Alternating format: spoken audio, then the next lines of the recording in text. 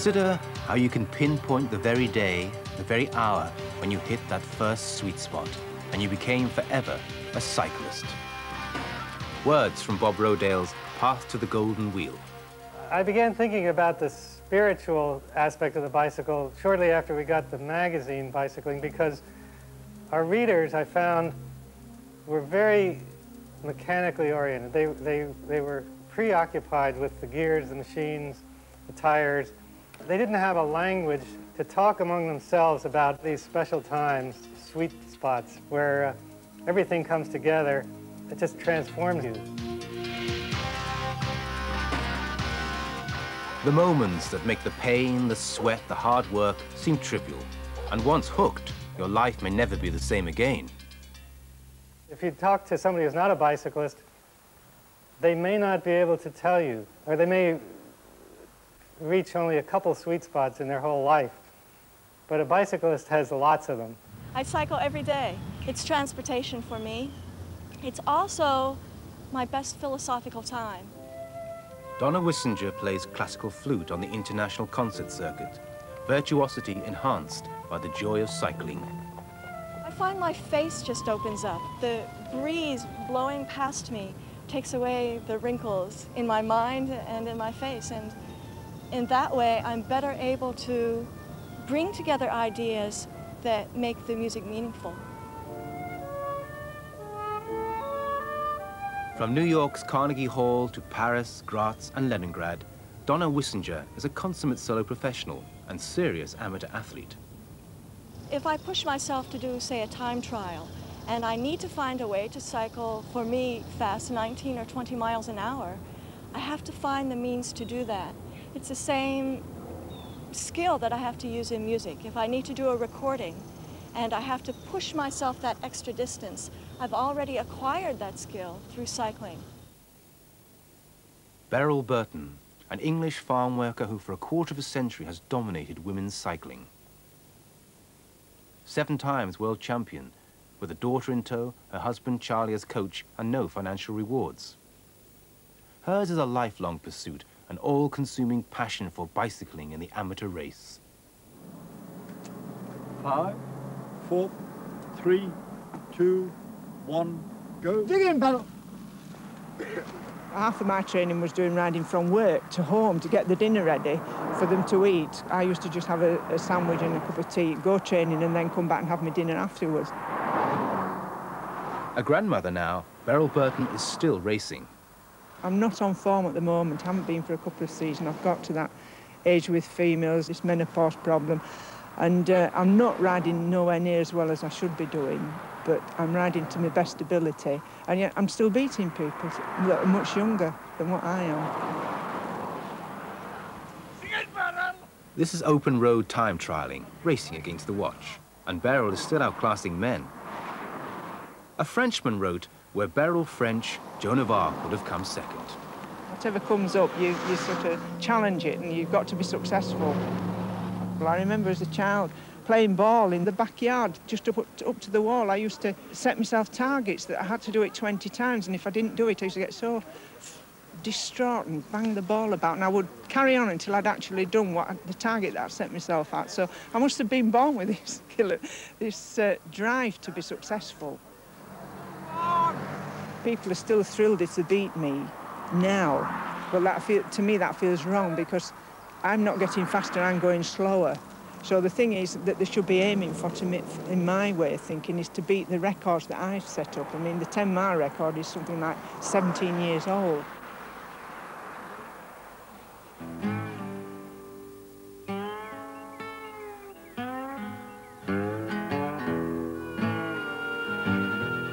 Santa Cruz, California, world headquarters of the Nomadic Research Labs, base for another bicycling obsessive. But being the West Coast, a laid-back approach in more senses than one, a combination of high technology and beckoning horizons that have made Steve Roberts the world's first computer nomad. It occurred to me that perhaps it ought to be possible to take all of my passions and combine them into a lifestyle. And I made a list of them: travel, adventure, bicycling, computing, networking, ham radio, publishing, romance, fun, learning. And it became immediately obvious that the solution to all of my woes was to trash my lifestyle, get rid of the house, and pack everything that mattered to me onto a computerized recumbent bicycle and go wandering.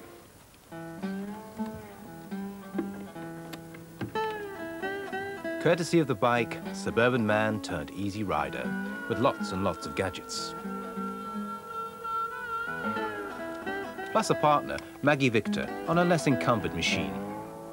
Maggie has been my traveling companion now for about 4 years. She helps with a lot of the business details, is the lifestyle maintenance manager, great companion, and now she's getting into photography and is the official trip photographer. It's worked. Steve Roberts has been making a living computing across America, writing it up on a word processor with a keyboard on the handlebars. I think the fact that this machine echoes people's dreams of freedom and adventure and getting away from it all is probably what's making the whole thing work. Because everywhere I go, I run into people who see what I'm doing, respond at first with incredulity because of the complexity of the technology, talk to me for a few moments, recognize that my dreams are a lot like their dreams, and all of a sudden it's a demonstration that anything is possible if you're willing to take some risks. It's important that I be able to work on it wherever I am. So to do that, all the access panels that open up. It says 4 megabytes of RAM disk, so that I don't have to always be operating from a hard disk drive. Although it does have its own hard disk. This shock-mounted platform here contains 2 40-megabyte hard disk drives. These devices here are ultrasonic sensors. The console puts out a signal which these receive, and there's a little controller in there that notices changes in head angle by looking at phase and Doppler change. So it lets me control the cursor on the Macintosh simply by looking at where I want it to be. This is the inside of a Macintosh Portable, and I've interfaced to it fairly gently. I haven't had to hack into the board at all because all their interfaces to the real world, including keyboard and so on, are all easy to emulate with my own hardware. This is a little solid-state refrigerator. This will generate about 50 watts of cold from excess solar power and things like that. So this will cool my drinking water and also actually pull heat out of my body with a little heat exchanger in the helmet. And incidentally, if I have a wreck, this is supposed to protect my head. So I hope I haven't voided the warranty. One of the big challenges is to just see how much I can get on the bike, but it has to be stuff that fits. I don't want to just load it up with a lot of irrelevancies.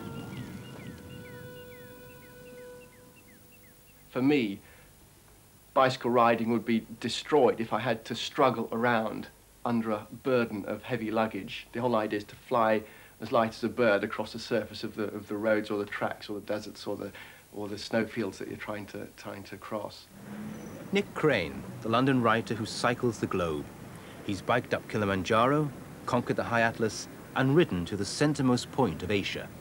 There are a few more extraordinary sensations than riding a virtually unloaded racing bike across the Gobi Desert with no luggage. You haven't got any food with you because you're just stopping a truck every day and asking if you can buy a bit of bread or buy some water or cold tea from them. You're completely dependent on things that you come across in the landscape. I found particularly in Africa, where you go into a chai house or in Nepal, you'll find that it breaks the ice as you arrive. It's not like a metal and glass box that a car is, where you can conceal things and it's all rather suspicious. On a bicycle, you're completely open to them. They can pick up the bike, feel how light it is. They can get on the bike and ride round the village square. They can see that you're not hiding anything. It's just you and your bike. And the bike in the third world is very much an everyday tool. It's something that everybody knows and everybody uses. There's nothing mysterious about it. And also, you're therefore at the same level. An adventurer who never urges caution, just common sense. Understand your companions, know and trust your bike. My idea of a great trip is to actually cut things down to an absolute minimum. One spanner with holes drilled in it to save weight, one tyre lever, a machine for taking the chain apart with the handle taken off, a pair of goggles for riding in the desert with eye shades and a nose protector to stop the sun burning your nose, a pair of chopsticks here with slots cutting the handle to save weight. Chopsticks are much lighter than metal spoons, of course. A spoke key with cut in half, and a watch, a lady's watch. Ladies' watch is much smaller than gentlemen's watch. Cut the lugs off and then tie it onto your trousers with a little piece of string, and then your girlfriend's photograph elastoplastered to the back of a credit card. So travel happily, travel light. Or if you're competing in the race across America, travel at night. This is Elaine Mariol, who set out to be the fastest woman over 3,000 miles, coast to coast. After I'd been cycling for about a year, I went and did the qualifying race it was 800 miles long, and I came in second, and I figured, well, since I qualified, I might as well go on and try to compete. In the first year, in 1984, I came in last place, and it took me about 14 days to do it, and I did it just on a wing and a prayer. And I remember sitting in Atlantic City at the end of the race, kind of wondering to myself, I wonder if I can be competitive in this event. So over the course of the next 2 years, I worked on my training, nutrition, and my mental attitude, and went from last place to winning it in record time. She did it in 10 days, 2 hours and 4 minutes. A time trial where the clock never stopped, even at night. Training for the Race Across America, you have to ride about 21 hours a day. You cover between 300 and 400 miles a day, which means a lot of that's done at night. There's less traffic, the stars are out, it's cooler, but, you know, it's a sleepy time, so there's that challenge of trying to stay awake. Elaine Mariol writes a cycling column for the San Francisco Chronicle, actively encouraging a sisterhood of cycling. Women are again taking up the sport and discovering the same sorts of things, that yes, they have muscles, yes, they work, it's possible to push yourself, and the kinds of power that you feel when you're riding a bike are things that you can take and translate into other areas of your life, whether it be work or profession or you know, a family. Cologne, Germany, the International Bicycle Exhibition, 1,500 trade stands from 38 countries, and on the prowl, Richard Ballantyne. Bicycle guru, seeker after truth, Ballantyne's is a magnificent obsession. If it's new, value for money, and it works, Ballantyne wants to know. An inflatable saddle from Campagnola. Inflating. And this, the number of pump that you give to the saddle depends on the weight of the racer. The idea is as the race chain stays. A snazzy mountain bike from Cannondale. Ballantyne will listen, assess, and think. Obviously has a suspension system here. Ideas, and more importantly, road tests that could well end up in a Ballantyne book. Titles which have made him the world's best-known advocate and unashamed enthusiast of bicycles. The thing for me is that they're fun. And what I'm saying to people is, you know, come on, give it a go. And see what suits you. Richard, if you just move your right foot back a bit. That's better, that's good. If you just move your shoulder from under, that's better. Ballantyne's first foray into writing was in the 70s, a Bible, an encyclopedia which was to motivate a whole new generation of cyclists. His latest offering is more for the coffee table, a meticulous celebration, his ultimate on the bicycle.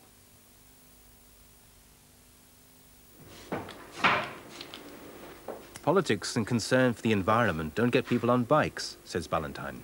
Okay. The motivation is fun, and people must be shown that it's fun. Okay, Colin. Yeah, get down a bit more expression. Amid mediocrity and froth, Ballantyne writes with intelligence and showmanship. It's something worth doing well, which is kind of what this book is about. And you've got to kind of respect the reader and let them make their choices. Just give them the information they need so that they can do it. Like the data on the latest Moulton. Very light, very fast, very expensive. His affair with the bicycle began as a boy. His father gave him a bike after a bout of measles. As a young man in New York, a bicycle was the fastest way to get around. Based now in London, he keeps a stable of bikes, and he's forever road testing.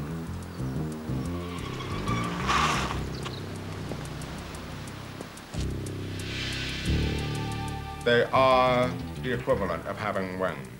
They are the most efficient means of locomotion that you can possibly have.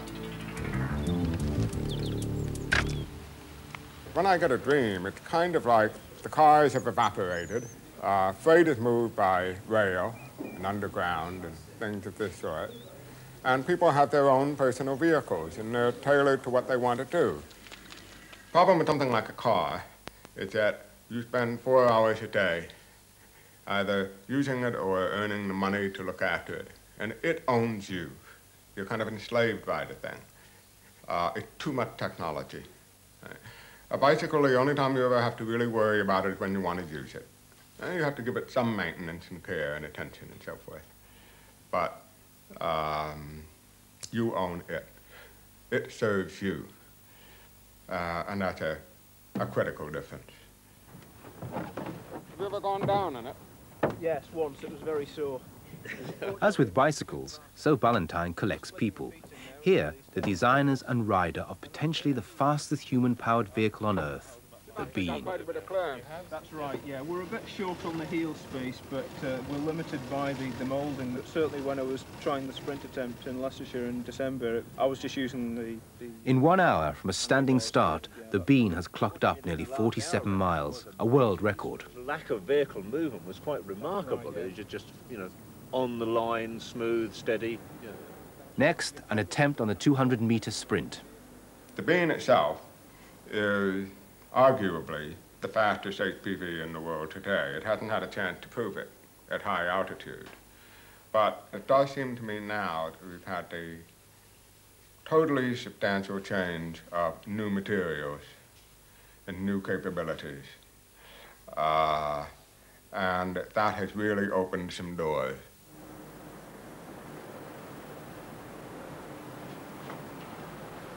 Materials like the carbon fiber fairing encasing Ballantine's favorite recumbent. For him, the ideal commuting vehicle. Weatherproof, fast, the clean, green man-mobile. In a sense, the bicycle itself is its own best argument. If you just get a bike and try it, start going with the thing, and using it as it suits you, it'll grow. And it'll get better and better and better.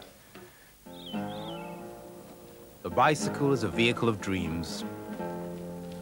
The gentle wheeling of free spirits. In a car, the world is like video going by the window.